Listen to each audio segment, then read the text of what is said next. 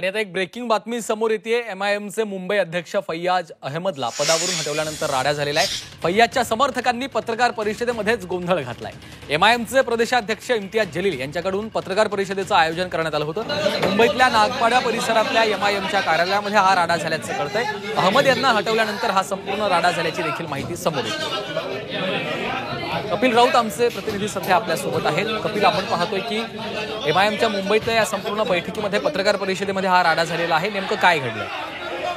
नक्कीच मुंबईचे अध्यक्ष फैयाज अहमद यांना पदावरून हटवल्यानंतर एकंदरीत फैयाज अहमदची पत्रकार परिषद होती आणि त्या पत्रकार परिषदेमध्ये फैयाज अहमदचे जे काही समर्थक आहेत त्यांनी राडा घातलेला आहे। कारण की जो हटवलेला जो निर्णय आहे त्यांना तो पसंत नव्हता। का हटवलं हा प्रश्न त्यांचा होता।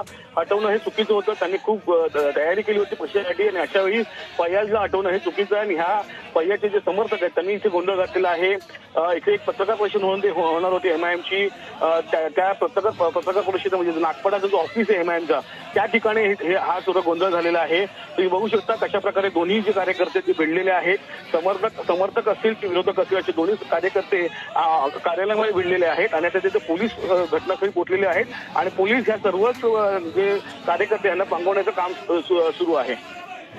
निश्चितच धन्यवाद कपिल सविस्तर माहितीसाठी।